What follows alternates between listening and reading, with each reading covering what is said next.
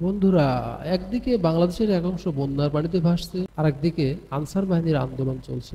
6 মাসের বিশ্রাম প্রথা বাতিল, চাকরির জাতীয়করণ সহ বেশ কিছু দাবি নিয়ে তারা আন্দোলন করছে। সমস্যা নিরসনের জন্য আন্দোলনরত আনসার সদস্যদের সমন্বয়কদের সাথে বৈঠক করেন স্বরাষ্ট্র উপদেষ্টা লেফটেন্যান্ট জেনারেল জাহাঙ্গীর আলম চৌধুরী। তাৎক্ষণিকভাবে 6 মাসের রেস্ট প্রথা বাতিলের প্রাথমিক সিদ্ধান্ত নিলেও জাতীয়করণ বিষয়টি পর্যালোচনা কমিটির পরামর্শে বিবেচনা করা হবে বলে জানান।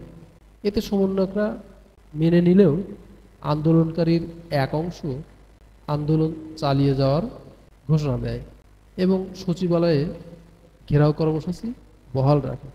এক পর্যায়ে সচিবালয় এলাকায় শিক্ষার্থীদের সাথে আন্দোলনকারীদের সংঘর্ষ, ধাওয়া পাল্টা দেওয়া হয়। এতে বেশ কয়েকজন আহত হয়। শিক্ষার্থীদের ধাওয়া খেয়ে অবশেষে আন্দোলনকারী আনসার সদস্যরা পালিয়ে যেতে বাধ্য হয় এবং কিছু সংখ্যক আনসার সদস্য সেনাবাহিনী ও ছাত্র জনতার হাতে বন্দী হয়। এই ছিল আজকের আনসারদের আন্দোলনের আপডেট।